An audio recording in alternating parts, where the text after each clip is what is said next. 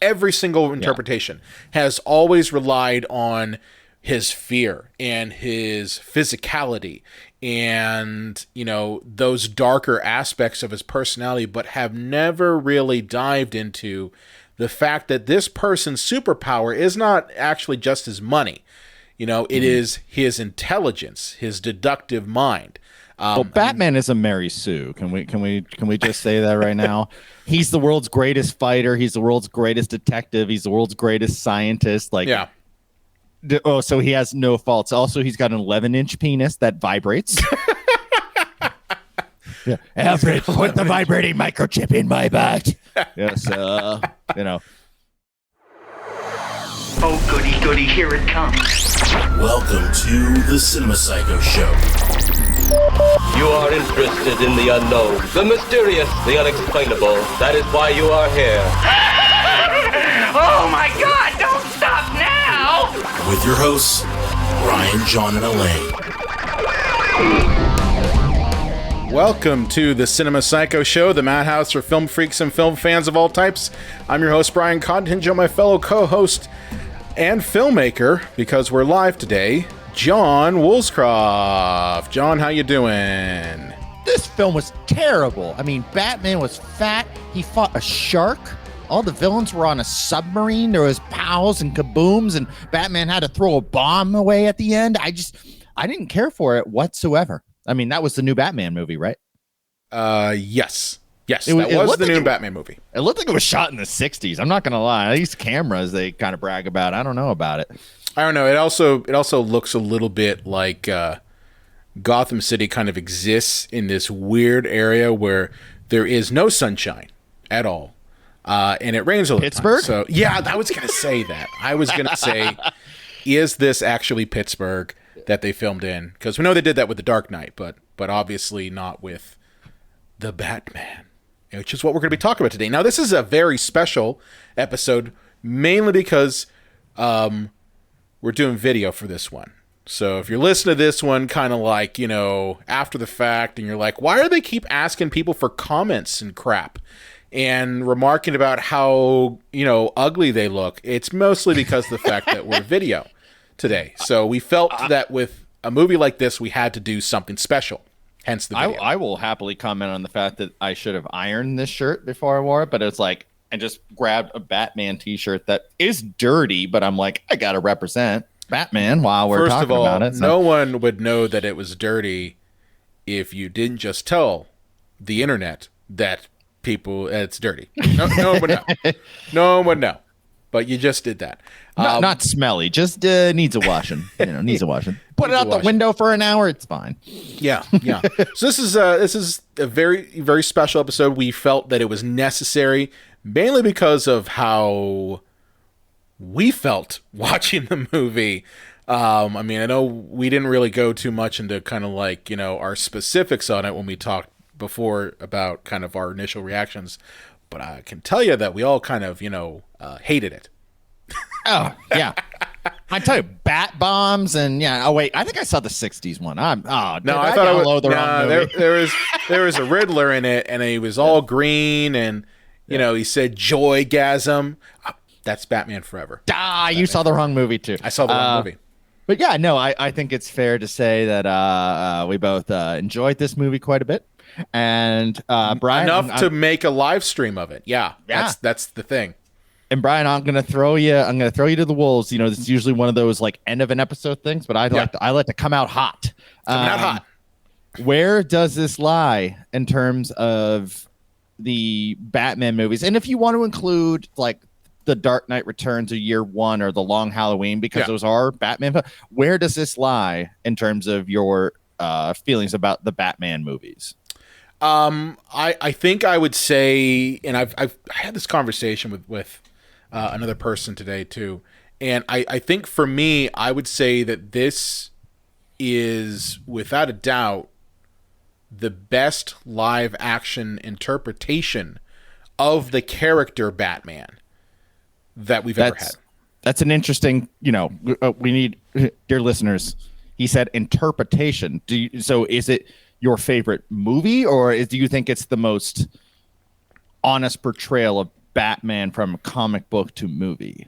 I mean, I am a child of the 90s, so like for me, Batman will always be Michael Keaton. So like when the Flash says, "Oh yeah, Michael Keaton's going to show up in the Batman," yeah, I'm all for it.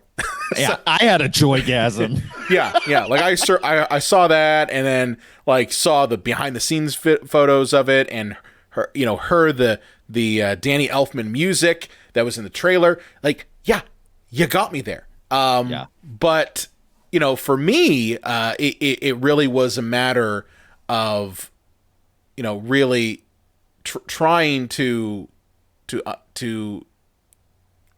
of the word that I want to use. Trying to really get an accurate portrayal of this character. Like, I've seen a lot of Batman films that have gotten aspects of the character.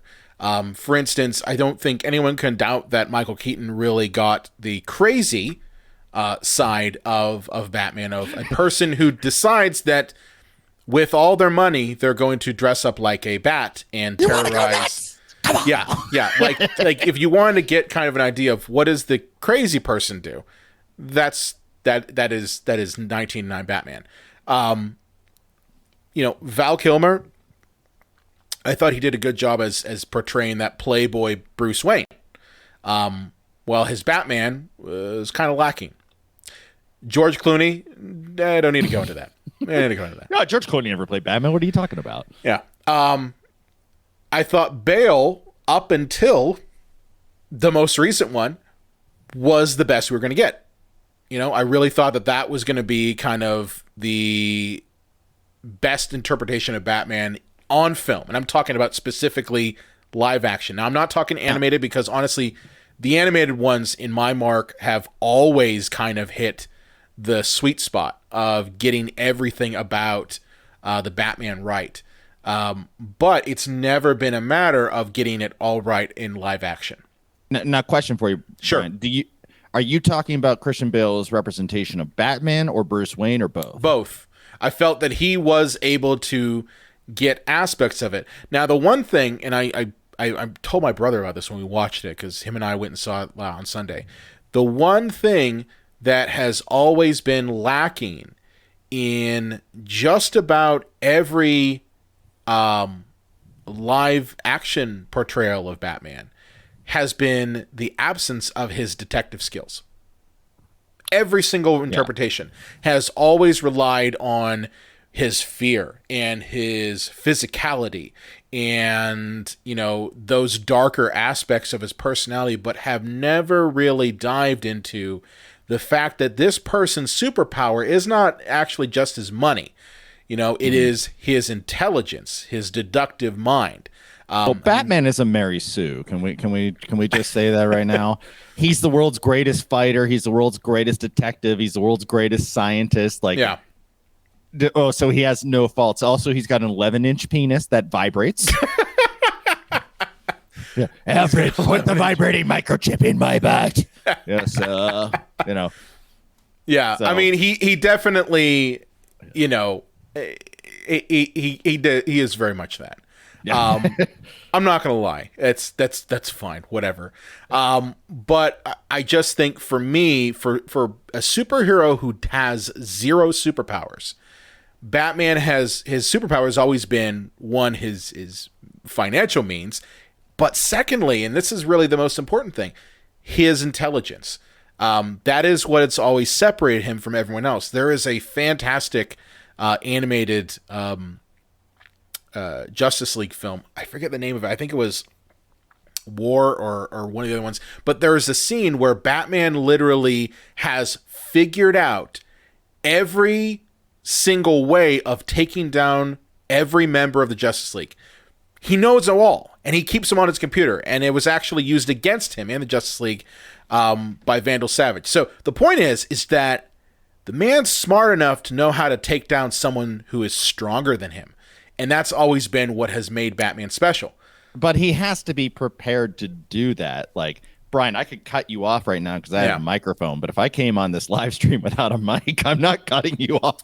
So he better have some kryptonite. But what I'm saying is where any like that's the thing is like Lex Luthor and all the villains against these people have never really just taken a very cold approach to it and just been like, all right, how do I actually take down someone like Superman? Okay. And Batman does it without ego. He doesn't do it with the idea of, I'm taking down this person because I don't like them. It's, no, I'm taking down this person because they become a threat. And coldly, he will stop the threat. So what I'm trying to get across is that intelligence that the character of Batman has never really been portrayed properly in a live action space up until this version. And that's, for me, was a big deal because I'd always wanted to see that. I always seen the animated stuff. I'm just like, why can't they take what they do so well in the animated films and actually just port it over to live action? Well, and I have to hand it to this movie because there's two things that I think every writer who I've seen interviews from over the years said are the two hardest things to depict in a film. One being Batman's detective skills, because that kind of thing is hard to write anyways. And two, the Riddler. If he is this genius puzzle maker, you got to think about the audience. Like, do you want the audience to be able to crack his riddles, or do you want them to be so complicated that they're not going to be able to, and does that take them out of the film? So the Riddler is a very, very, very hard character to write, but just and this movie does both. But to go back to what you were saying just about Christian Bale, one thing that I didn't like about Christian Bale's performance was him pretending not to be Batman when he was like the playboy out on the town. Like, it made him, in my opinion, seem so obviously Batman. Like, oh, I'm gonna just like crawl into this fountain with a bunch of like, you know, strippers and stuff at this high expensive restaurant. Look how crazy I am. It's like, okay, that guy's Batman. Well, yeah. I mean, clearly, I like that's the thing is, and I saw some people complain about this film, saying, "Oh, well, Bruce Wayne, he's all brooding and he's angry and he's not a playboy and he's not." Dude, the guy's what, 2 years in on this? He's still dealing with the emotional scars of his parents dying.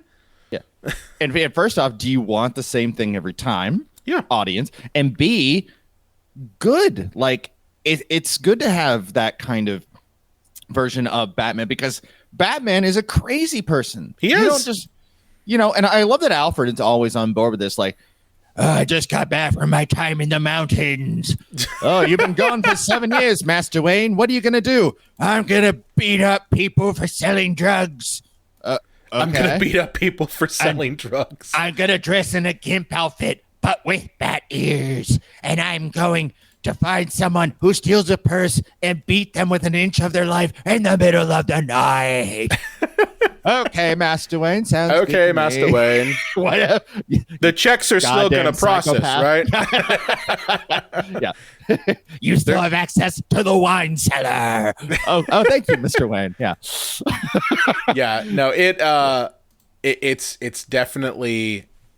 I think for me that portrayal of Batman as a detective, yes, is very difficult, and it's a lot easier on the screenwriter to just say, well, we're just gonna. He's smart. He's just really physical, and that's what sells. It's visual.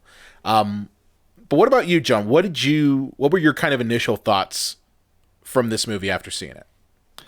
That's broad. But just talking about Robert Pattison real quick, and I mean, I'm jumping ahead a little bit. I thought he did fantastic, and I did appreciate that there was a different take on this. You know, Batman can be a lot of things. You know, there was the gritty by like the 40s standards Batman, and then they got into the war and Batman turned into a, you know, kind of a jokey goofball that we then got parodied in the 60s, and then, you know, the 70s was kind of, you know, wherever, and then the 80s brought back gritty Batman, and that's kind of what we got with Michael Keaton, all that. So Batman can be a lot of things. There's a lot of interpretation there, and so for like moody emo Batman, I was there for it, because Batman, the kind of guy that does this, is a crazy person. So, you know, I appreciated that take, and I appreciate it wasn't just like Christian Bale Part 2. That's what I thought it was going to be. Yeah. I really did. I thought that was what we were going to have was Christian Bale Part 2. And we didn't get that. Now, it's actually funny. You pair these two movies side by side with something like Batman Begins, which I think if you tried to find a parallel, that's pretty much the parallel there. And it, Batman Begins looks so bright and colorful compared to the Batman. It's kind of ridiculous, but yeah. And all these movies just try to get more dark and more gritty and more grounded. It's going to get to the point where somebody's going to look at the script and go, what if it just didn't have Batman in it? Yeah. Because it's going to be so grounded in reality. And look, I love that. I know it's not for everybody. Some people want comic book movies to be comic book movies. But the fact that Batman's a real person, I do think that it lends itself more to being as grounded in reality as possible. Brian, I know you and I talked about this, and I'm a little upset we didn't get more of this. I thought this movie was going to be some kind of combination of Christopher Nolan meets Tim Burton, and it was just more, Christopher Nolan meets David Fincher, because this is just Seven. Oh, you know what? Literally, I think I said that to someone the other day, that this literally was a Fincher film. Like, it felt 100% like a Fincher film. Yeah. And that's a different area that any superhero movie has really gone into. I've never seen a superhero film go that dark, where it feels more like a thriller than it does a box office, superhero film, like a Marvel film. I can't imagine Marvel ever trying to go down this path. Marvel are pussies. They would never do it. But you know what I mean, right? Like I cannot see them ever doing that. God, no. They'll play it off for laughs, like with Deadpool. They'll go R-rated with Deadpool. But the funny thing is, like, this was still PG-13, and it felt very dark and very violent and very terrifying at parts. I was actually surprised that it was PG-13. I looked that up in like my preparation for tonight. So I was like, that wasn't rated R. I mean, and I guess there was no F-bombs and no boobs and, all the easy go-to R rating. But like, this movie is dark and honestly, this movie like makes The Dark Knight like seem like not cutesy, you know what I mean? But like, there's some humor and seem levity a little in bit that like movie. Batman Forever. That's what it felt. Very, very, very, light compared to the Batman. By the way, just want to get this out there. We have not gone into spoiler territory yet. We will. We will tell you when we go into spoiler territory. But didn't want to give that one away. We'll give like the 5-second countdown before we get into the fact that the Penguin's actually a Martian and Batman has 3 dicks. Oh shit, John! Come on, man. But one penis is for justice, the other for sexual justice, and the third one is the world's greatest hog detective. I didn't know where I was going with that. People can actually see us live, so they probably could just see my eyes, like not knowing where that was going. But to finish up this whole kind of segment, I would say I'm unable to remove myself properly from Batman 89. I never will be able to talk constructively from. But I will say I think there is a Mount Rushmore now, and if I'm not including the straight adaptation graphic novel films, because like I feel like that's a whole discussion on whether for that in another time, or Long Halloween, Year One, what have you, is that I would say if it's not just a straight adaptation of one of the graphic novels, I would say the Mount Rushmore in no particular order is Batman 89, The Batman, Dark Knight, and Mask of the Phantasm. So that's Mask of the Phantasm is really good. That's your Batman Mount Rushmore, in my opinion. So for me, it's kind of the same thing. I haven't seen Mask of the Phantasm in years, so I actually have to rewatch that one. But I will tell you one thing: if you want to talk about animated films, Long Halloween Part 1 and 2, excellent. Pairing of films. Did you end up seeing it? Oh yeah, and it was one of those things that I'm like, how because there are so many great Batman graphic novels out there. Like if you just straight adapt those, like, how do I compare that to, like, say, The Dark Knight, which is based on certain comics, sure, but it's an original story for the film. Like, how do you properly contextualize that the difference between those two? So that's why I didn't mention like Year One or The Long Halloween, or I didn't mention The Killing Joke because it fucking sucked. But that one was not good. Yeah. It was disappointing because that was made by Bruce Timm, and Bruce Timm did like the Batman animated series and everything. So the fact that he really fucked that one up real bad, and, really like butchered Barbara Gordon in it, completely tore apart her character. It was really disgusting. But I want your penis, Batman. Yeah, that's weird. Unlike that's his best friend's daughter. Yeah. It's his best friend's fucking daughter. God damn, what the hell, Bruce Timm? Gordon, I didn't get it in the butt. 'Cause we're friends. And she asked for it over and over. And I'm like, no, Jim is my boy. I can't fuck. Why does your Batman way when you're doing that sound a little bit like Trump? It's kind of ridiculous. Gordon, let me tell you. I'm Big Lee downstairs. Oh God, horrible, horrible on 11 level. I'll never look at Batman the same way again. No, ruined it. Yeah. So you did. So do we want to go into a little bit of spoilery territory? Do you want to move into that, or do we have a little bit of dancing around? I want to ask you. Let's do the bat dance. No, I'm not doing that. Stop the press. What does this mean for the DCEU? Like, have they just given up any semblance of continuity, or is it like these are just parallel universes? Like, it just look for something like Marvel that is so streamlined and everything means something to everything else. There's no like rated R Guardians of the Galaxy that's not the real Guardians of the Galaxy. This DCEU just seems like just this hotbed of confusing sick now, where they don't know what they want. Well, I mean that's right. That's it right there. Is they don't know. And I mean, I think it's one of those things that the DCEU has kind of tried to do this thing where they throw anything at the wall and see what sticks, So at first they were like, well, let's just copy Marvel, right? Let's just see what they did, They took how many movies to get to be, the Avengers? Well, let's just give them what they want right off the bat. Let's give them Batman v Superman. And then let's see how big of a failure that is. And then it's well, let's just put all of them in there. So we'll just do Justice League, right? And let's see how big of a failure that is.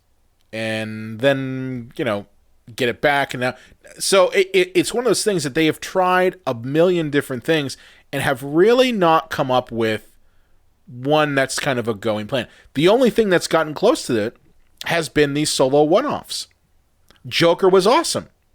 Okay? No one can take that away. The Joker, fantastic movie. It's gritty. It's rated R. It's full of blood, and it goes in a lot with what the character the Joker is, and it revitalizes it. Yes, does it dive a little bit into some weird Batman mythos with the fact that they actually show like Thomas and Martha Wayne getting killed at the end of it? Yeah. And you can take it or leave it, but I actually kind of like that because it was such a different take, Yeah, I didn't have a problem with it. I know that some people did, but I personally, I loved it because it was not so much about how big of a giant fucking tentpole movie can we make. Can we just get back to making a very simple movie with really looking at just one character? And that's kind of what this movie felt like. It felt very much like we're again taking a look at this single character. And I'll tell you one thing. The one thing I love about this particular movie, Batman doesn't become a side character to his own fucking film. I'm glad you brought that up. Because he doesn't. I almost felt there was like almost too much Batman in this movie, and I don't mean just Batman / Bruce Wayne. I mean Batman, because this one feels so much like a graphic novel, and I've read countless Batman graphic novels. The point I'm actually kind of getting sad now because I'm like, oh, are there any more out there to read? Like I'm never satiated when it comes to Batman. Right. But in the graphic novels, he's almost always in cape and cowl. Yeah. You very rarely get like Bruce Wayne scenes. That's more of a thing for movies, and I felt like it seemed like he never got out of this goddamn outfit in this movie. And there was very little Bruce Wayne. And when he was there, like, there was a scene where he ended up having to put on the Batman clothes almost immediately. Like, so it's like, is there such a thing as just too much Batman? I don't think so. I don't think so, because here's my thinking about it. Okay. Every movie that Batman's been in, he's always been a secondary to someone else, be it the Justice League, be it Superman, be it any number of his villains. I mean, even though a lot of people will say, oh, The Dark Knight's the best Batman movie. Yeah, it's the best Batman movie because of Heath Ledger. It's because of him. Batman is a side character to him. That's it. Okay? Every scene that Heath Ledger was in, he stole the show. Okay? Well, the villains are always more interesting, are they not? I mean, they are. The Riddler purposely was this kind of like Zodiac guy who you really didn't see his face. They went out of their way to make him not more interesting than Batman. Well, here's the thing. I found the Riddler to be extremely interesting, but the thing is that Batman was the main character, and he's never the main character. It's always his rogues gallery. That's always been it. And you can't blame it, because Batman, I think we've said this before, John, that Batman has by far, I would say, the deepest rogues gallery out of any superhero out there. Like, most people know who the Joker is. I'd say name a Superman villain other than Lex Luthor and Brainiac. Could you do it? I don't think most people could name Most Brainiac. people could. They probably maybe say Doomsday, because that was Doomsday a thing in the 90s, But I can name off the top of my head Poison Ivy, Catwoman, Riddler, Clayface, Two-Face. I mean, there's so many that people know about and that have been fleshed out over the course of, Jesus, I don't know how many years, but it's one of those things that, we know a lot about the backstory of Two-Face. We know a lot about the backstory of even people like Clayface, who were introduced kind of towards the animated series. Like, we know about these people, and so when they're in a live-action film, they end up taking over the film. Like, Batman Returns was not really about Batman. That was about the Penguin. No, it's funny. That was a huge complaint from a lot of people that, the critics are like, look, I don't care about it being like dark or gross or anything like that. What I do have a problem with is that Batman isn't in it. And I'm like, I don't necessarily agree with that. I bet if you took a stopwatch to things, I think it's pretty evenly paced. But I guess people that want Batman all the time, then yeah, maybe Batman isn't in Batman. I don't even think it's a enough. problem wanting him all the time, John. I think it's called everything should be through the eyes of the main character. And if you watch any movie that isn't a superhero film, we clearly can identify who those main characters are. And they definitely get, the types of attention that any other film would. But Batman and any superhero films, for the most part, honestly never get that kind of treatment, They tend to just give all the treatment to the villains, and then we never really get any on the main character being Batman. So that's kind of what I mean. Well, I mean, there is something to be said about protagonists and antagonists, and everybody thinks that the protagonist has to be the good guy. That's not what that means.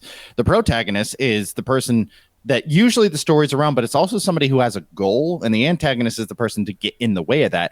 Batman is always the antagonist in these stories, and because the protagonist wants to do something, albeit awful, but Batman just stands in the way. So it's hard to make a movie about Batman when all he's doing is standing in the way of someone else's accomplishment, no matter how awful those are in the first place.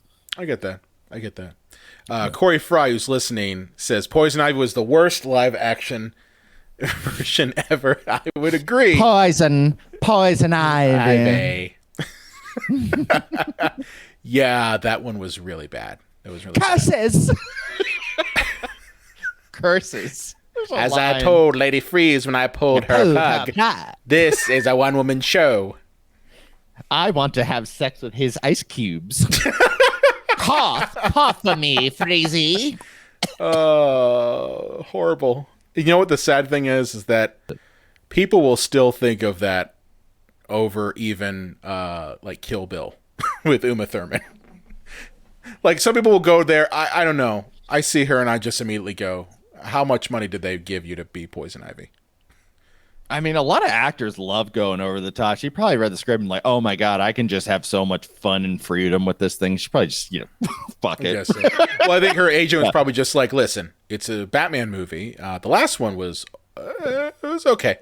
Made a lot of money. I mean, actually, Forever did make a lot of crap ton of money. So yeah, they're probably like, yeah, it came off the heels of that. Same crew's back. Arnold Schwarzenegger, the biggest star at the time. I mean, it probably sounded like a good idea, but you would think you'd read the script, Well, they're probably like, Uma, they're going to pay you $900,000. She's like, wow, what are they going to pay Arnold? It's like $12 million. Don't worry about it. 12 Even million. Alfred's getting like 1.5 million, but you're a woman in 97. Oh yeah. It was not good times. Still isn't. But yeah, this DCEU is just it's a fucking mess, and I love that we have two separate Batman universes now. Like Joker, it's its own universe. The Batman, it's its own universe, and then we have the Affleck universe is the main universe. Like I can't. So conceivably, could they just make another Batman movie that isn't part of any of these universes, and it would be called like the Batman, the Batman, and it's like I don't know, Matt Damon plays, but I don't know. It's just how many branches of multiverses can you get here? I think they have to quit while they're ahead and just stop. I mean, I think what they're doing with the Flash is ultimately capping off that whole DCEU thing. It's going to be a hard reset. No, I mean that's. If you look at kind of what they're planning for Flashpoint, which if you're not familiar, if you're not a nerd like me and John are, Flashpoint pretty much resets a lot of things in DC Comics. Like that storyline resets it. And I think that's kind of the idea behind this, is that this is kind of the send-off for those films. Because they've said they're not really anticipating going back in and doing anything with them. But I mean, I just think they have to focus on what works, and what seems to work are these solo movies that aren't connected. I think Marvel gets away with it because they've done the time to really craft a universe from the ground up. You could say that, well, they didn't introduce Avengers until later, but yeah, they did so at Iron Man. They had Nick Fury show up. That was the first time they really brought in someone else from that universe and then built upon it with the next one. Are there stumbling blocks there? Yes, of course. Iron Man 2 probably being one. The whole Marvel Cinematic Universe. I mean, Marvel. I mean, Eternals. Eternals. I just included Spider-Man in my top 15 movies of the year, so I'm a complete hypocrite. But yeah, you kind of are. Are. I just love Spider-Man so much. But yeah, but Brian, let me ask you kind of a deep philosophical question here about this movie. This and The Dark Knight, I think, are the only two movies that I can think of or remember that Batman didn't actually need to be there. Things would have resolved themselves without him. And considering that you could make the argument that Batman is a fascistic psychopath who actually could do more with his money and Wayne Enterprises than he ever does just beating up people who are at the end of the rope and poor and desperate with his fists. I knew you were going to go down that path. I knew it. Well, you need to make a movie that explains why Batman has to be there. The Marvel kind of world, makes sense. Like, okay, Spider-Man, X-Men, Captain America, they all have powers that like only they can solve the problem. Right. But it is a problem when something could be resolved without Batman being there. And I feel that arguably the two best movies about Batman, The Dark Knight and this one, that would have been resolved without Batman. You think so? You really think so? I mean, like, look, we're not in spoilers yet, so I'm just going to say the climax of this movie was going to happen whether Batman was there or not. Well, that's always been a thing that has come up when it comes to Batman is, does Batman's existence actually enhance the problems within Gotham City? That has always been kind of a thing. It's always been a back and forth of, is Batman helping or hurting? And this movie, I can tell you, that does go in and tries to answer that question, which is ballsy for a movie that's got a lot of new stuff in it. But you're right. I mean, that's something to say about that. That's why I think there's a turn in the film. 'Cause again, we haven't gone to spoilers yet. That tries to kind of answer that question. Well, and I will say this to kind of build off of that. We got woke Batman here, and I'm surprised that like the Republican, what do they call those guys that are all pissed off because no ladies will fuck them? What's the name of those Incels. guys? Incel. Yeah, pissed off Republican incels are actually surprisingly quiet online of being like, this movie talks about white privilege and and I'm looking at our analytics. I'm looking at our analytics on YouTube just to see it go. Boo! Like I'm waiting for that. I'm waiting for that. Yeah, but this movie brings up, like, I mean, the woman running for is it mayor in the movie? Yeah.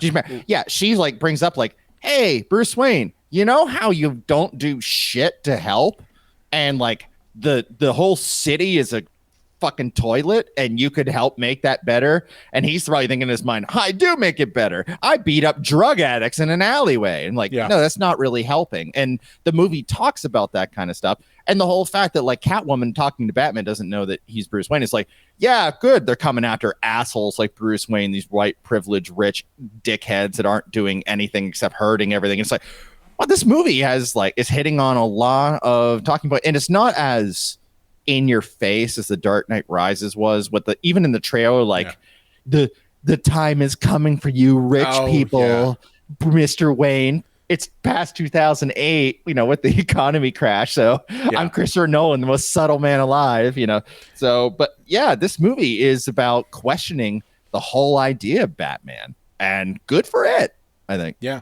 But I think these things, I think everything we're talking about here just takes a movie that could have very much been a normal popcorn weekend watch and elevates it to something other than just that. It elevates it to a serious drama that you really don't see a whole lot of superhero films do.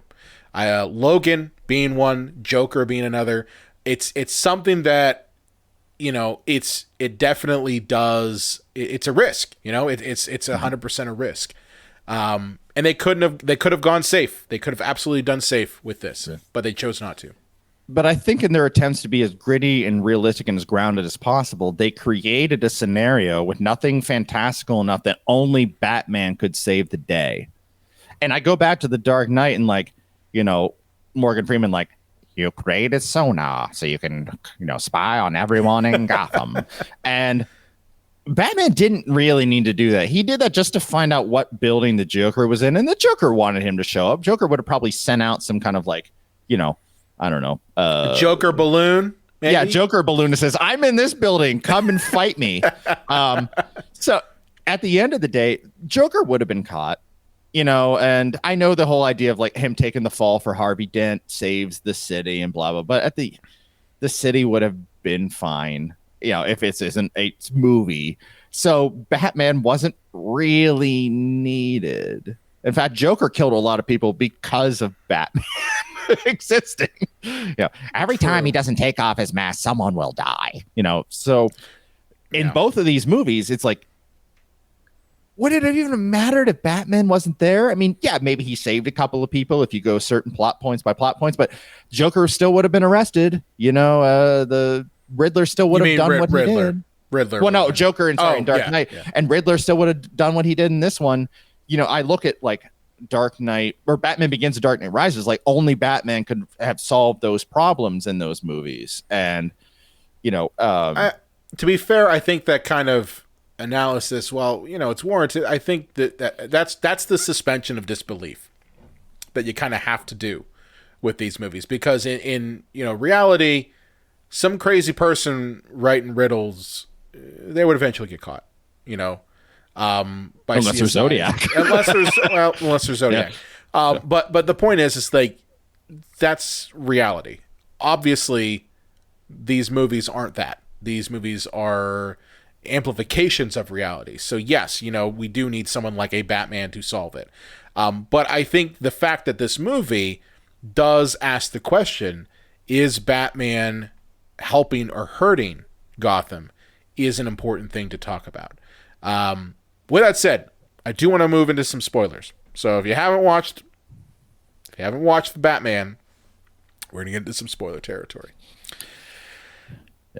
John, what was your favorite fucking scene in this movie? And I hate to say this because I hate to sound like a basic bitch, because it was so obviously like the shot, because it was used in the trailers. I think every trailer, the scene where Penguin's car flips upside down and Batman's walking like in slow-mo with all the rain and he's upside down and Penguin's shitting his ass. He's so scared. I'm like, yeah, fuck yeah, Batman. That whole sequence. One, I love the fact that despite the fact that Batman is, he's got this souped up muscle car as the Batmobile, which, the one thing this movie does do a lot of is really build upon what the Nolan verse did with making Batman grounded. So like, even though he's got shit tons of money, his tech is still for the most part attainable, Yeah, that, and I'm sorry to interrupt just real quick, like that always drove me insane about Christopher Nolan's universe. Like Batman 89 is so farcical and so out there, like you just go along for the ride. But Nolan was so obsessed with like grounding everything in reality. Batman even like making his own batarangs like in the Batcave and stuff. The fucking like tank that he has, that is a part of Wayne Enterprises. Lucius Fox is not the only person that knows of the fucking tanks there. There's hundreds of people that know about them. And wouldn't somebody go, hey, I know that black car on TV. That's from the place I work, Wayne Enterprises. Yeah. I bet it's Batman. Bruce Wayne. Because he's driving around in one of our top secret tanks. Yeah. Yeah. No, you're right. Yeah. But my point is that clearly Batman built his own car and did it in secret, which makes sense. But yes, that sequence, for me at least, was awesome. Because Batman has to deal with all the traffic and all the shit just flying at him, and Penguin's kind of, is running away.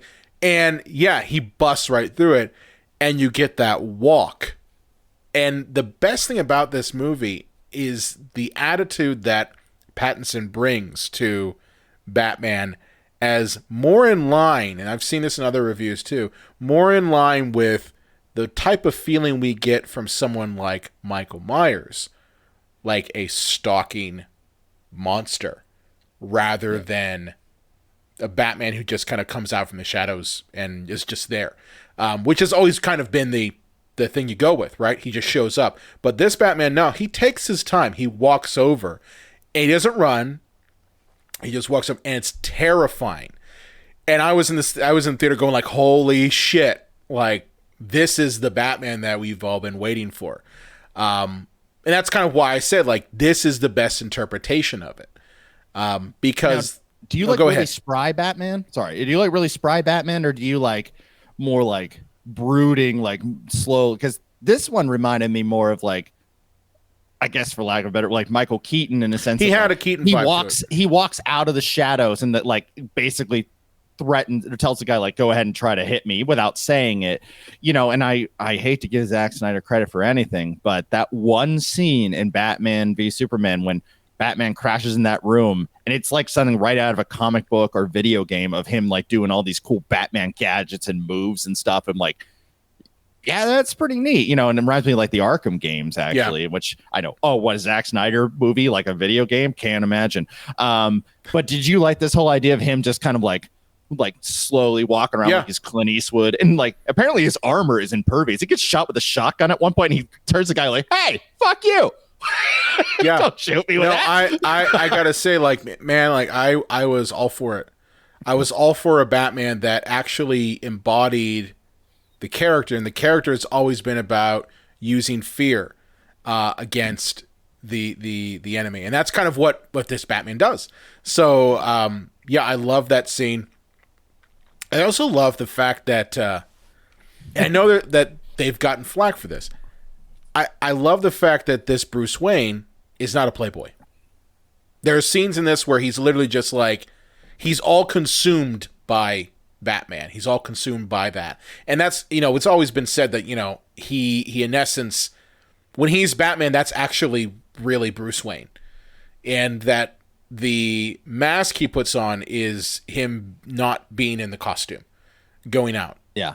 And what I love about this film is that you still get that he's learning how to do both. He's learning how to put on that mask when he is out in the public. That's why when he goes to the funeral and he's around everyone, he's just like really uncomfortable. And you could tell that anyone looking at him would just go like, that guy acts a lot like Batman, Yeah, like Christian Bale. Yeah. But yeah, like he has that mask on, and then it's only when he really is in the costume that it actually is him. And I think that that's actually like a super great way to do it. And I mean, the problem is that with movies as compared to like streaming things or animated things, what have you, where you can go long form, is that you only have people for so many movies. So I think like, you look at Batman Begins, and I think Christopher Nolan, by the end of that one, he's like, okay, he has to be Batman by the end of that movie, because I'll probably only make like 2 or 3, maybe 4 of these things, and it ended up being a trilogy. And I was sad because I wanted to see more Christopher, even after The Dark Knight Rises, I still wanted to see more Christopher Nolan Batman movies. But they're going so slow and methodical here that I think it's going to end up possibly biting them in the ass. Because you think so? Well, this seems like a season of a TV series or a long form graphic novel, because we really do get Batman in his second year, i.e., and once again, people, spoilers, Batman doesn't save the day at the end of this movie. No, everything is completely fucked. I mean, his car isn't the Batmobile yet. His costume looks like he's basically kind of sewn some things together. He's not the hidden playboy, and that isn't all resolved by the end of this 9-hour movie. And like the way say Batman Begins is that they're going so slow that unless this entire run of Robert Pattinson movies is only like the first handful of years of Batman, then like how do you jump to say Batman year 5 or year 10? Are they just going to jump ahead in time? I think they're just going to jump forward, because I mean, really, the one thing that this movie does, and again, spoilers, is that this movie does give Batman an arc. He starts off in this very, very angry. He literally doesn't even refer to himself as the Batman. He refers to himself as Vengeance. Which drinking game for I love that. Because he is just pure and utter rage at this point. And really he's dangerous. He's extremely dangerous. Yeah. He's everything that, the cops hate about him. He's everything that the criminals don't even take him seriously. But towards the end, his arc is completed in that he realizes that to actually help Gotham, he has to be something more. He has to no longer just be vengeance, but be hope, which is a new thing for Batman. We really don't assign the verb hope, or the adjective hope, excuse me. Yeah. English teachers who are watching this are going to be like, fuck it, that guy. We don't really assign that to Batman. That's not really something we assign to him. But at the end of this movie, he's gone through that transition as a character, so that he does start to embody that. He's no longer just vengeance out to get you. He's saving people. He's helping people. So that is where I think you start to get the Batman that we know. At least Batman in the comics, is that he is not just vengeance. He is something much more than that. So it'll be interesting to see how that new persona gets tested when the Joker shows up. Yeah, well, we'll get to that in a second. We'll get to that. And I did appreciate that about the movie, because like one of the problems that I have with Batman is that like when he came out I should say again in the 80s, like, his rebirth, it's the whole idea of Batman just beating up like low level criminals and drug addicts and people that rob people, like people who basically society has wronged, have forgotten, and they are desperate and they will do whatever they have to survive. And it reminds me of the whole Death Wish or Dirty Harry kind of mentality of, yeah, I want to watch usually people of color, but just people, who are downtrodden get the living piss and shit kicked out of them. It's like, instead of addressing what the systemic problem is in the first place, which is much bigger than just watching a drug addict get his face beat in. And the idea that this Batman goes from that guy who just stalking the streets waiting for, a gang initiation of beat this guy up and you can join our gang, and then beating the utter living piss out of them. Like, that doesn't really solve anything. Right. They're not going to stop being criminals just because Batman beat the tits out of them. So it just it kind of allows them to realize, okay, being the Batman is going to be more than just stalking the streets at night waiting to beat the shit out of people because my parents were murdered. And that's what I'm saying, is that this movie gives that character arc for the Batman. And that's again why this movie, I think, does so well, and why people have really resonated with it, is that one, it makes Batman the main character in his own movie, and it gives him a real arc. And then also the thing too is that his arc isn't just, he's in love with Rachel, or he's in, you do have a little bit of that with Selena Kyle in this, but it's not always just like Batman's trying to stop being Batman, because I've seen that played out so many times that it always ends with disappointment. Batman Forever was all about Batman doesn't want to be Batman anymore because of Nicole Kidman, which, okay. I've never been in love before, Alfred. Like, take that, Vicky Vale and what about Selena Kyle and Vicky Vale and I don't know, any of the other women? I've never been in love before. Okay. But my point is like, that's always kind of been the arc for Batman. It's always been about, the Nolan films were always like, Batman doesn't want to do this anymore. He wants to be with Rachel. But this isn't just about that. This isn't about Batman needing to be with Selena Kyle. It's about Batman realizing that the Gotham Project, as he calls it, isn't just about beating up criminals, as you said. It's about doing something more. And that's where I think with the next film that you get, it's going to be a realization of that. I think that's where you will start to see maybe the Bruce Wayne not be a brooding, goth kid in his mansion, which I got to say, the mansion in this, the Bruce Wayne Manor, holy shit.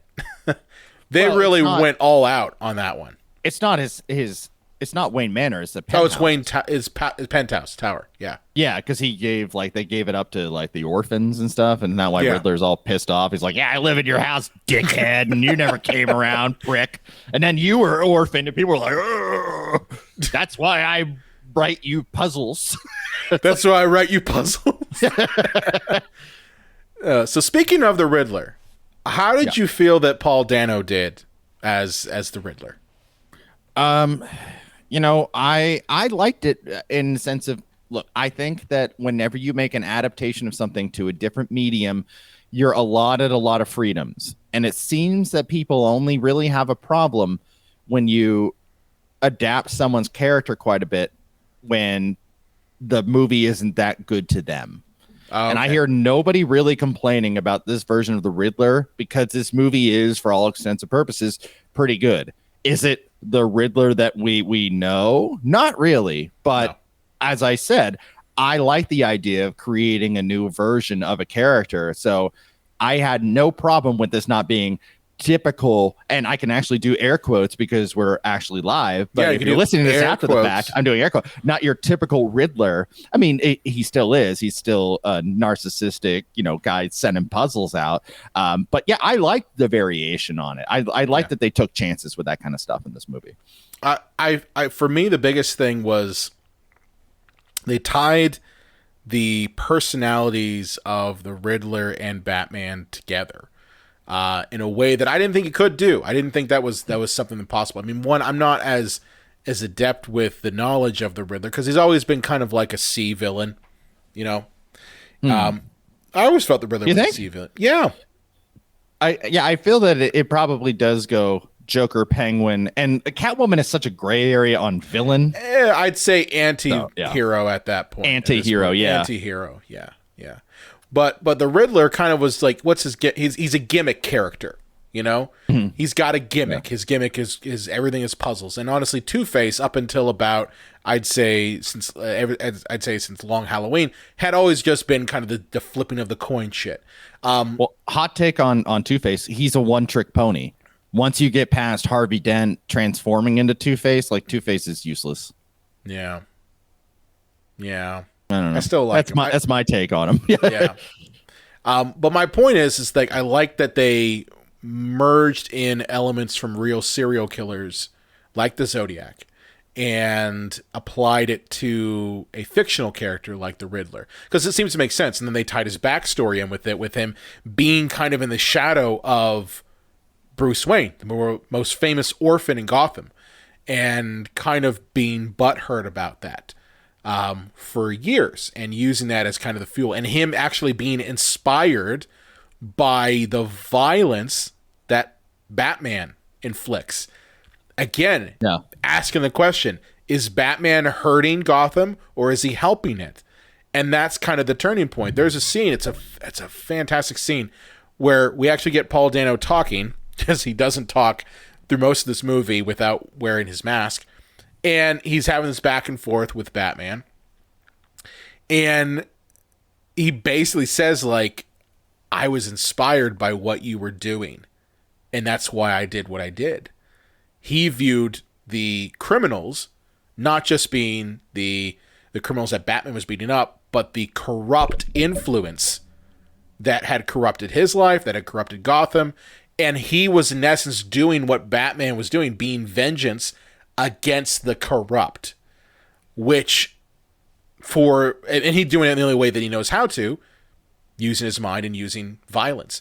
So it's interesting how the Riddler and Batman are parallels in this film.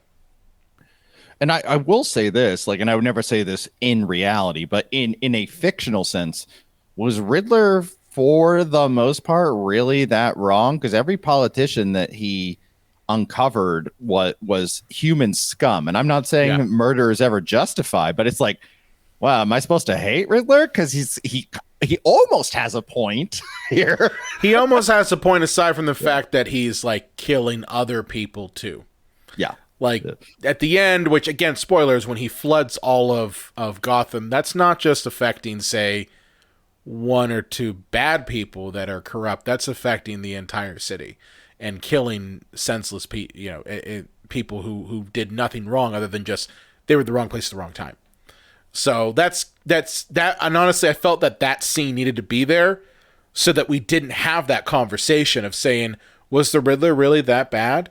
I kind of got parallels to, it's going to sound weird, but I will explain. I kind of got parallels to Trump with the Riddler in one sense. Like, all of the inflammatory dog whistling that Donald Trump does, is he ever going to actually go out and do something with his own hands? No, he's a fat, old, elderly, stupid person who's never stats. They're just gonna who's never done a thing with his own hands in his life.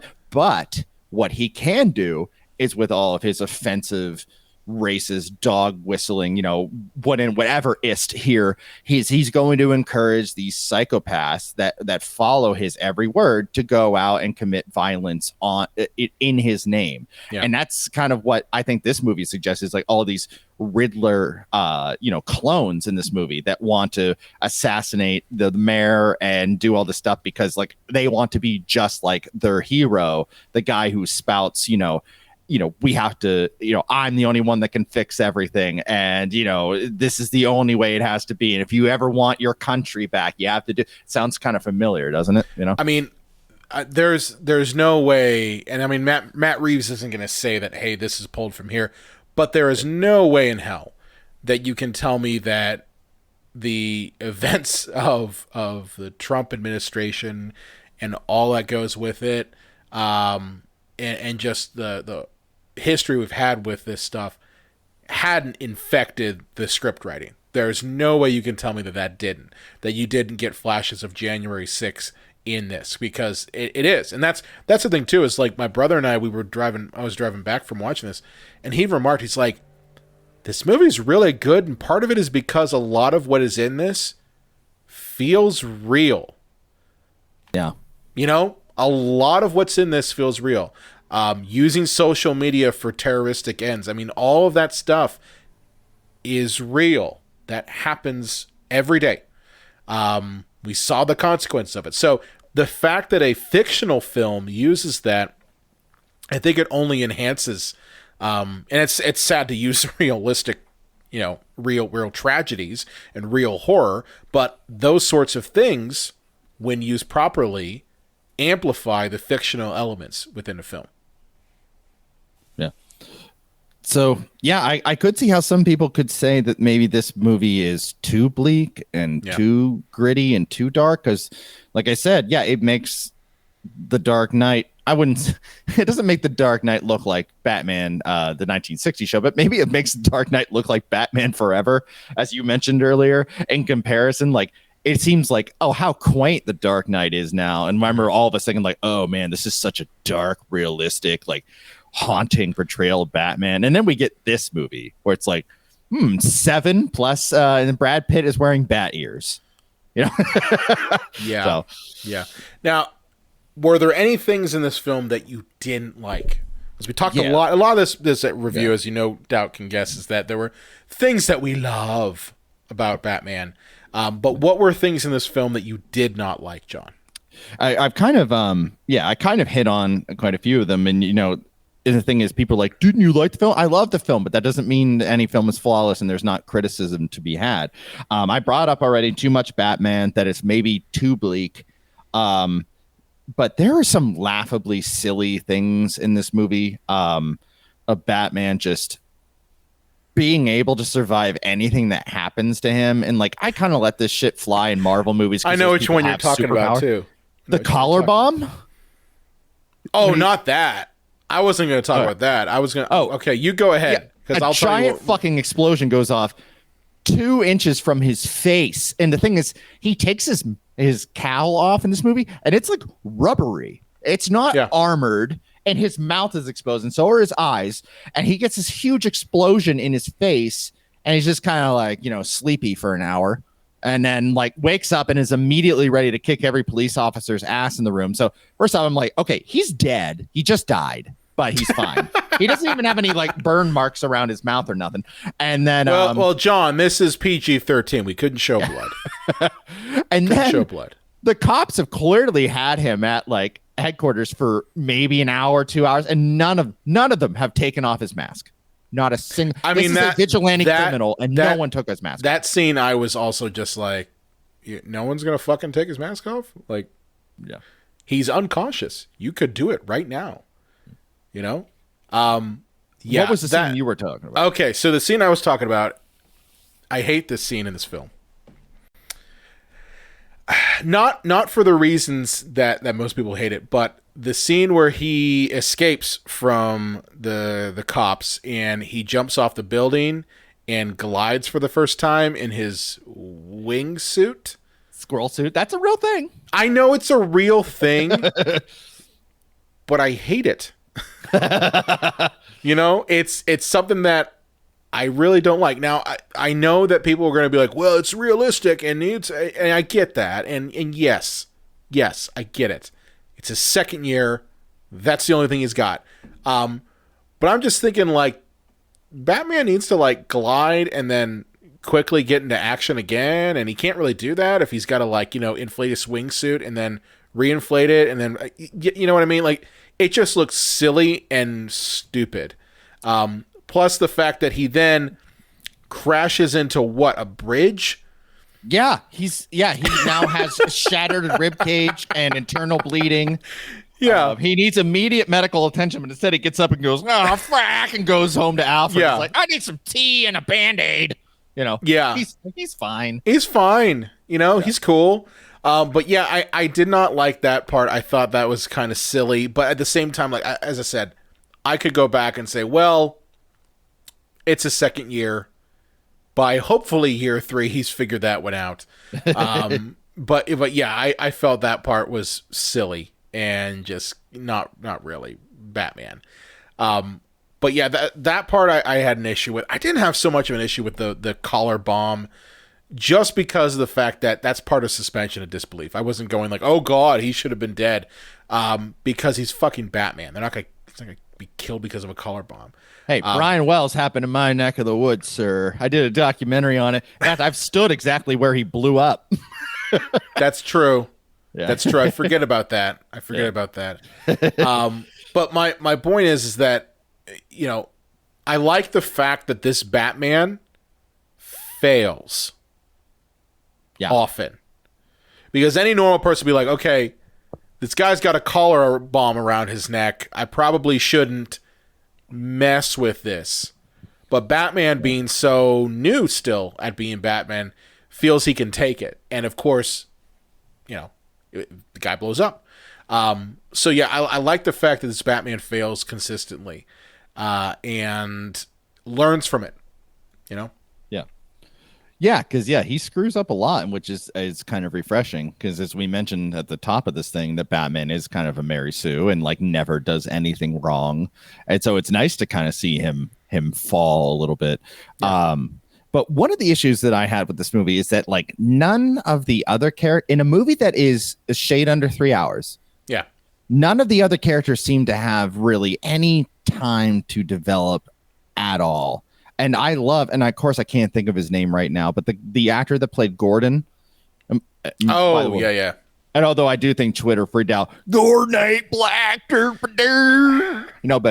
yeah, fuck you people. Grow up. Grow up. But yeah, the actor that played Gordon, you know, he's been in so much stuff. He's fantastic as Gordon. Andy Serkis was great as Alfred. You know, and I mean, and I know the movie wasn't about Penguin, and I know that, you know, we're getting a Penguin TV show on HBO Max. Not TV show, streaming product, whatever you call it. And you'll get more of it there. But goddamn, Colin Farrell blew me away as Penguin. Colin Farrell should get an Oscar just for the fucking Penguin. Yeah, I mean, but the fact you had to act under all that shit, like you had to act under all of that stuff, and he pulled it off. He pulled off the perfect Penguin. Yeah. You know, like, don't get me wrong. Like, I love Danny DeVito as the Penguin, but that is a very different Penguin from what we actually get with this.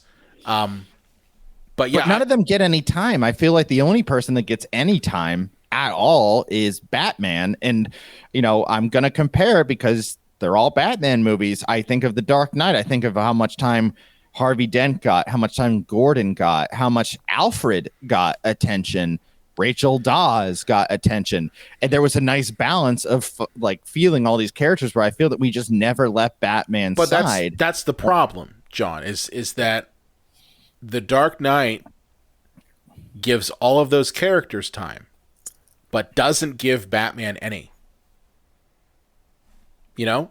So he doesn't get any. Yeah. He doesn't get it. What is his big thing? Is that, I'm in love with Rachel and I want to stop being Batman because you know, Harvey Dent's gonna take up the mantle. That's nothing. Nothing. You know, that's crumbs. You know, I personally, you know, I like the fact that this movie was focused squarely on Batman. In that we were viewing this movie through Batman's eyes, which we really have not had. We really haven't. You know, even the Keaton films. Joker steals a show in that movie too. You know, or Penguin or Catwoman. It's never been the audience looking through what is happening with Batman's Rogues Gallery through Batman's eyes. And that's what this movie does really well. I think Selena Kyle gets a lot of screen time in this. And it's interesting to see that relationship, that back and forth between Batman and Catwoman in this, that feels natural and doesn't feel forced. You know, Michelle Pfeiffer as Catwoman is by far one of my favorites. But, you know, I liked what Zoe Kravitz brought to this. It was more complex. It was not just, you know, I'm working here because I'm working here. It's, no, I'm, you know, my father's Carmine Falcone, and there's a history there, you know? Yeah. So they do give time. It's just, it might not be as much as we're used to from us watching other Batman films. You know what I mean? And well, the thing is, we do get narration, I think, at the beginning and the end from Batman. And I think I maybe would have had an easier time if it was more noir and like Batman narrating everything. And that way we don't get like a scene where, you know, Alfred is like cooking breakfast and, you know, by himself and being like, I don't know about this Bruce Wayne of mine, you know, you know, because like obviously Batman can't be there to narrate that. But, you know, but we don't get that. And it just feels like everybody doesn't have really that much time to develop because I don't know. I would compare it to Batman Begins. Like I did feel that I got to really know who Jim Gordon was in Batman Begins, and Batman Begins has a lot of problems for as much as I like it, but I felt that I got to know who he was. I didn't really. The only reason I knew who Jim Gordon was in this, as good of a performance as that actor gave, is that because I knew who Jim Gordon already was going into this movie. Right.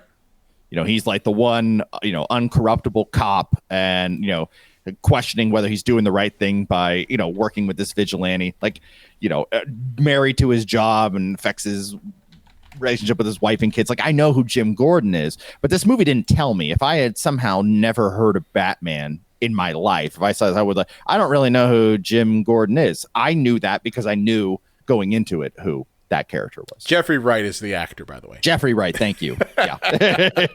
Jeffrey Wright's the actor. Just because I don't want someone to be like, you don't even know the name of the actor. But no, I think for me, it was refreshing to actually see Batman be the main focus, and that we, the audience, are getting that interaction through him. But yeah, I'm looking forward to seeing how this movie progresses, because we've seen a lot of movies where they hit it out of the ballpark on the first one, and then we get to the sequels, and it does, shitsville. You know, well, I think the nice thing is that now this is a blessing and a curse. It's an assembly line where they're not going to allow anything to happen. Like, you look at Superman 2 and they're like, Richard Donner, you're taking too much time. We're going to bring in this idiot and make it a cartoon and sell cigarettes, you know. And then Batman Returns to like, hey, Tim Burton, you did really good. Make us another one. He's like, well, I want to do whatever the hell I want. And they're like, well, okay. You know, they won't allow that to happen, you know, anymore. So I don't think it'll completely shit the bed. Well, you know, will it hold up? The next one, I do have confidence in this director. I think it'll be like the Bad to Thriller. You know, will anything really match? No, but I mean, Bad is still great if you're a Michael Jackson fan, you know, before you found out that he rapes kids, allegedly. He's dead. I love how you threw that in there. Allegedly. But yeah, Brian, one thing I wanted to bring up to you here is as we're slightly wrapping things up. Yeah. I read a review of this film that says, you know, this might be the most gritty and grounded Batman or superhero movie yet, and that's a good thing. And my question is it? I mean, what is the next Batman movie going to be? Where is he just going to be in like a black sweatpants and a black like hoodie and like, I'm Batman, you know, and just like as grounded as you could possibly be and as dark and moody as you possibly could be? Where is, and I'm not saying I want Joel Schumacher, but where is anything remotely fantastical? Where do you go for that anymore? I mean, for me, it all comes down to the mythos. Okay. It all comes down to the mythos. It all comes down to what kind of ties into the character. And for me, I'm okay with Batman being gritty and being grounded in reality, mainly because of the fact that it fits within the character. You know, Batman does not have superpowers. He doesn't. Okay. And honestly, I think that's why when they tried to inject a lot of the grittiness into Superman with Man of Steel, that didn't work. Like, I remember, John, we were in college, and I think Man of Steel had just come out. Oh, not, we were in grad school, and Man of Steel had just come out. And I remember that we were talking about it in class. We were saying, like, this doesn't fit. Like, why are they making it gritty? Like, it doesn't fit within the mythos of the character.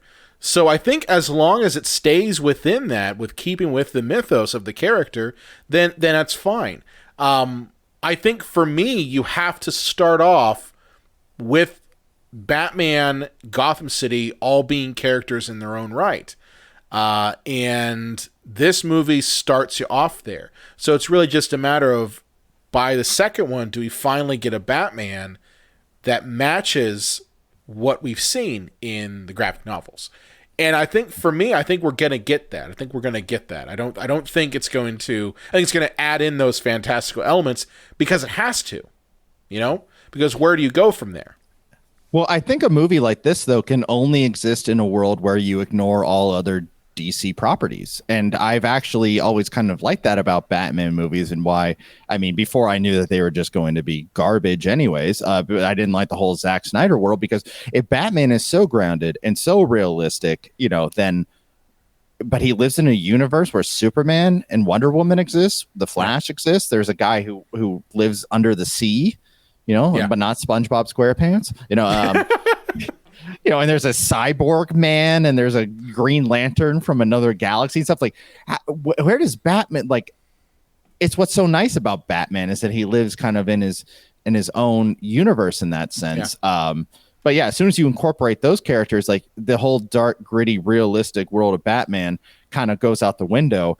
But I also think that, like, in this movie, you can't have Robin, you can't have Mr. Freeze, you can't have Clayface, and you can't have Killer Croc. And as much as I do love those characters, I like my Batman as grounded as you can be, and all those are kind of fantastical or silly kind of characters.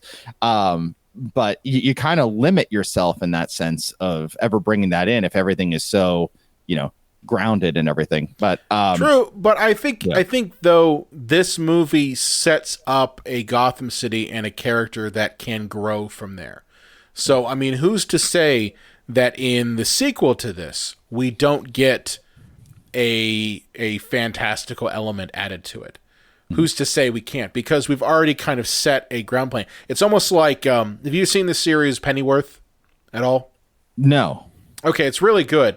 But Pennyworth does a good job. The first couple episodes are very much grounded in, and Pennyworth, if for those of you who haven't watched it, it's on HBO Max. It's actually really good. It tells the story of Alfred back in like the late 50s, early 60s when he's in London as a SAS officer. So it's all like his adventures through that. And you would think like, oh, that's not going to be interesting. No, it is. And part of that is because of the fact that it starts off being grounded in reality, and then as the series progresses, it starts to move into fantastical elements. So that by the time you get to, say, the end of season 2, you have characters that were like, well, there's no way that character would exist in reality.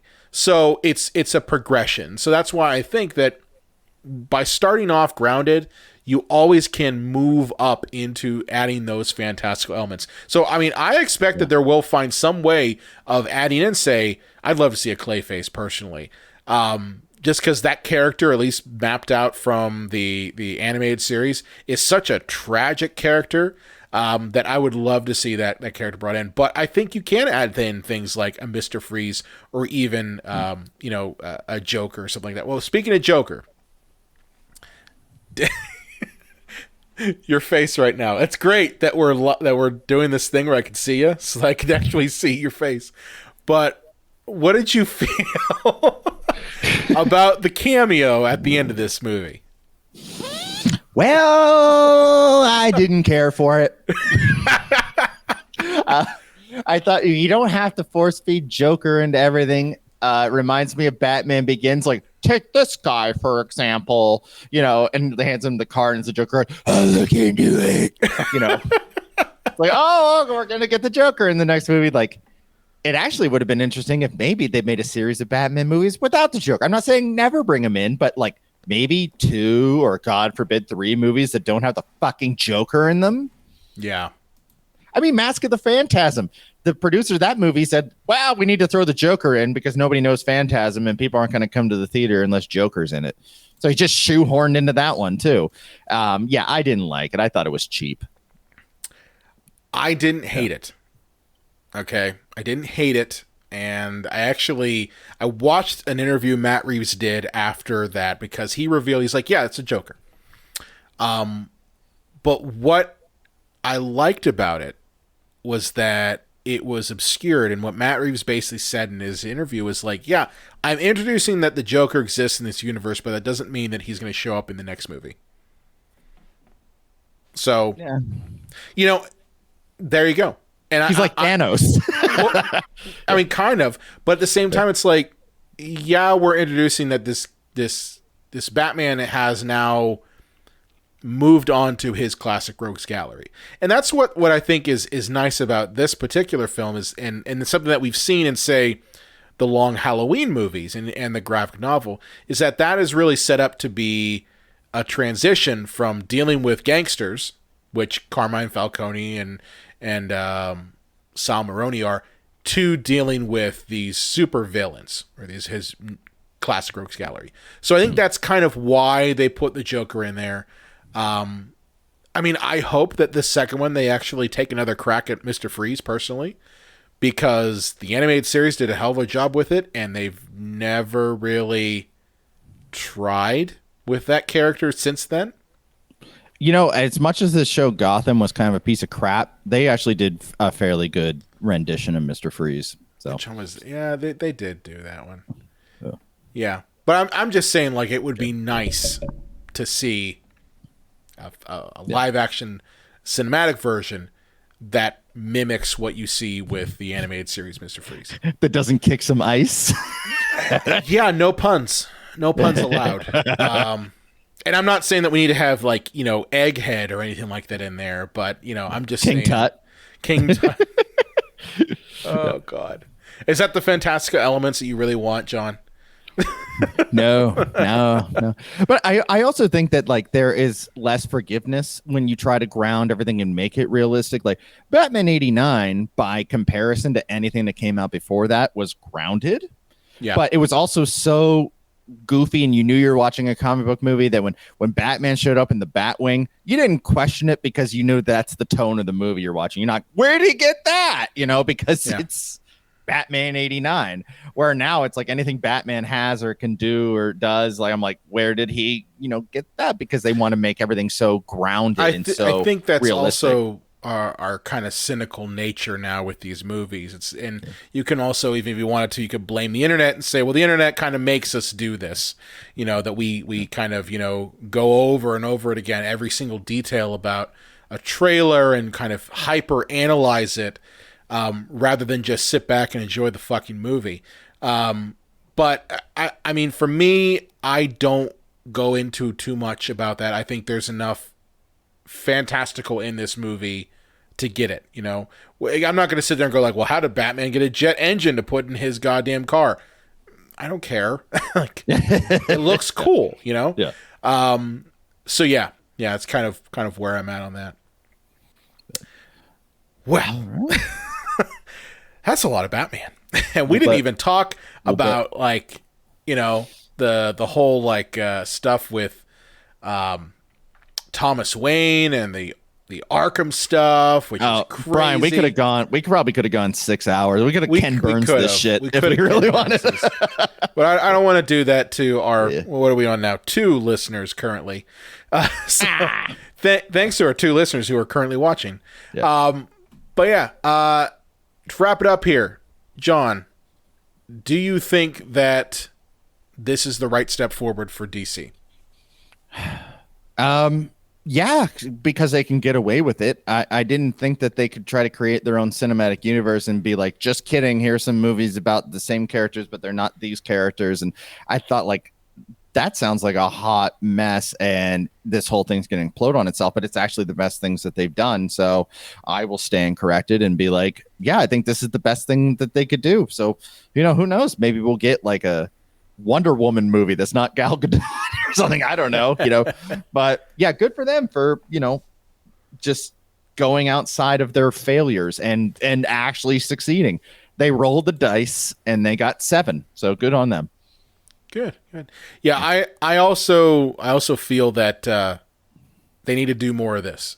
They need to really keep them separate. I don't think the DCEU model works. I think really just kind of do these solo, very personal films rather than the big, gigantic blockbuster size, Marvel size movies.